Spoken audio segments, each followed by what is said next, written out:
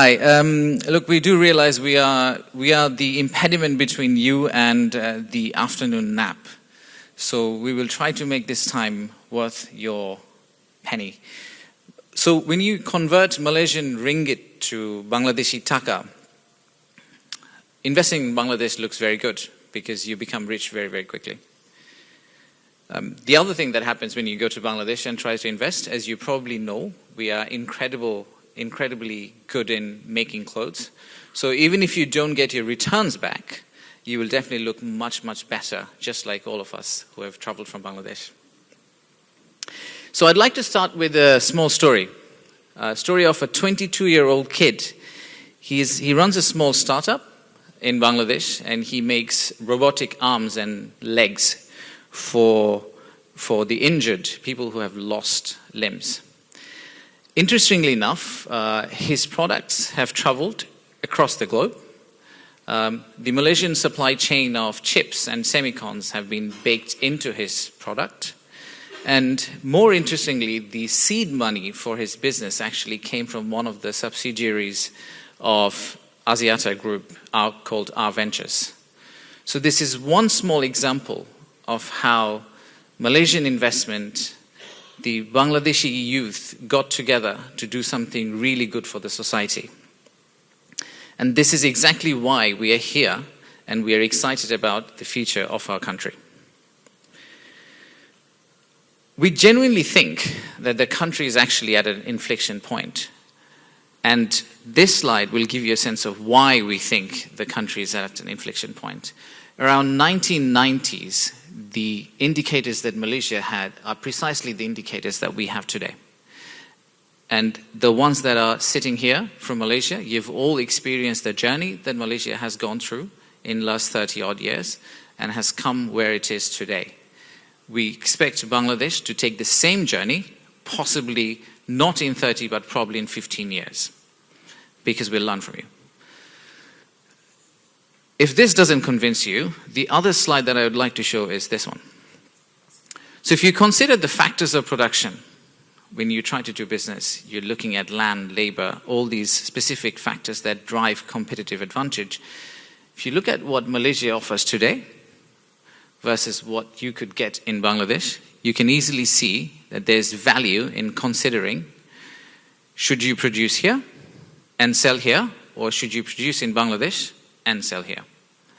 And of course, on top of that, you have nearly half the size of Malaysian geographic territory, but nearly 6 times the population of this country caged in a small piece of land. That's your big consumer market. Actually, I don't know if you know the statistics that by 2030, the consumer market in Bangladesh is going to be the 8th largest in the world, even larger than the UK economy. As you can also see, we've done our own research. We've looked at our peer markets, our competitors, and we genuinely believe that we are at an advantage in becoming one of the factories of the globe and be able to serve to the rest of the region by producing in Bangladesh and getting it out of the country.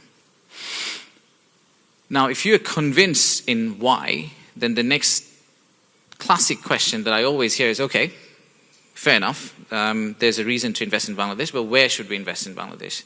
We've done our research for that. We've made your life slightly easier by doing that.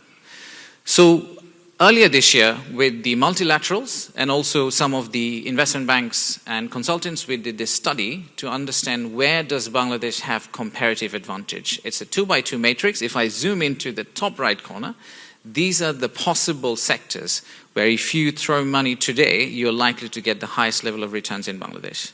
So they range from light engineering to IT enabling services. Textile, of course, is in the mix. But then you also have some more advanced stuff like pharmaceutical, agro-processing, and renewable energy. I'll give you a flavor of one of them. So let's look at our favorite topic, renewables. So if you look at renewables, Bangladesh has actually pledged to reduce the CO2 emission by 22% by 2030, which means we have to intervene not only in the automotives, but also in the renewable energy, the entire spectrum. To do that, what we did earlier this year, we've reduced the tax burden on EV cars and EV tractors. So especially if you produce in Bangladesh, then the rates are significantly lower than the conventional vehicles and significantly lower than importing. So that's a hint. At the same time, if you go to the right-hand side, so you see that obviously 200 million people create a lot of waste, and therefore there's a huge opportunity for waste to energy type of recycling. Power generation, the same applies for solar. We do have our honorable energy advisor here, so please feel free to exchange cards and bombard him with your pitch. We've done significant policy adjustments in recent times in terms of tariff and non-tariff barriers, tax reductions and non-fiscal incentives to make sure that landing in Bangladesh for a specific industry or sector is far more convenient than most of the other markets. The other cross-cutting example that I would really like to cover is probably the halal industry. Now, this is a statistics that most of the people actually don't know. So the conventional agricultural growth in our country, agricultural export from our country, is actually much faster and higher than most of these halal exporters. But that's conventional. Only about 100 companies in Bangladesh have currently a halal certification from JAKIM. But imagine if this 100 had another zero beside it. Imagine if we could create a dedicated halal economic zone, which we actually talked about this morning with your Honorable Prime Minister. So as these interventions come into play, we honestly think that there's huge opportunity for Malaysian halal businesses to move from here back to Dhaka, back to Bangladesh, potentially serve the Bangladeshi Muslim market, serve back the Malaysian Muslim market, and possibly serve the global halal market. So these are some of the examples that we wanted to show you. If you are convinced that, yes, the why checks out, the where checks out, then the next question is, how would you invest? There are obviously three major tracks through which you can invest. The first one is the classic one, the greenfield, but we also have this option, which I think has worked very well for a lot of international companies who have walked into Bangladesh to come in to Bangladesh through a joint venture. We do have quite a few Bangladeshi businesses who have traveled with us to join this seminar. So if I could kindly request them to stand up and show their hands so that after the seminar we could have everyone just network. The traveling Bangladeshi businesses from Dhaka? Thank you. Thank you. So please feel free to socialize with them, and maybe this is the right track. And then finally, the third track I would really like to focus on is state-owned entities. Over time, Bangladesh has liberalized a lot. So the theme for the current government and potentially the governments to come is that government doesn't need to be in the business of doing business. That needs to be given away to private sector. So a lot of state-owned entities we're now trying to actually monetize and allow private sector to come in. So there is a portfolio of state-owned entities that you can also look at, and please feel free to get in touch with us to talk about them. Timing-wise, we also believe this is the right time. The reason we believe this is the right time is because the inflations have started to go down. The exchange rate has remained very stable for about 12 months now. And at the same time, we have seen massive uptick in export out of Bangladesh, and a lot of which is because of the policy interventions and the logistic network improvement that we have experienced in the last few months. We do intend to, in the next 5 years, almost quadruple our port capacity, which then would make this number look like a small number. And if you do invest in Bangladesh, the other small table that I'm very proud of is this table. It is not a short game. You're not going to go in like a gambler and throw money in Bangladesh and get out next day. That actually doesn't give you a lot of return. But if you stick around, it is statistically proven that Bangladesh does give you a much higher return on equity relative to most of these companies' global business. So there's a clear trend that if you stick to Bangladesh, it is an emerging market. It is sometimes hard to land, sometimes hard to do business. But if you're able to navigate through that, then surely you can make way above return compared to your global business. So how can we help?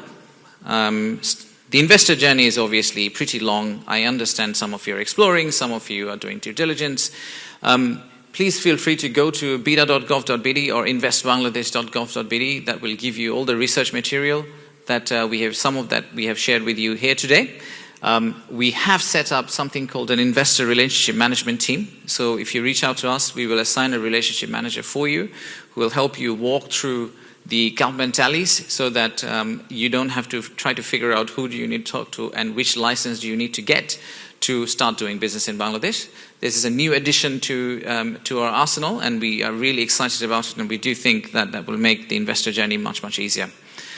So that's kind of our how.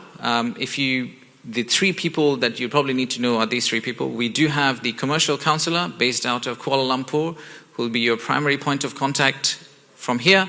At the same time, we do have a team in Bida who is specifically assigned to support the Southeast Asian clients, and they'll be very happy to answer your questions, help you walk through the investment process and policies in Bangladesh. I did see a lot of people videotaping, but I always have this. I should probably have it at the beginning of the presentation so that no one had to videotape my presentation. You can actually scan the QR code and download it. It's available for everyone to have a look. Look, this is a pitch to invest in Bangladesh, and I genuinely believe the only way we can complete this pitch is if we have a Malaysian investor who has gone into Bangladesh. And hopefully we'll hear from them. Hopefully they've had a very good experience. So that's why my part 2 of presentation would be given by an investor who has invested in Bangladesh. So may I request Vivek to come on stage and kindly join me in presenting. Thank you. Thank you very much.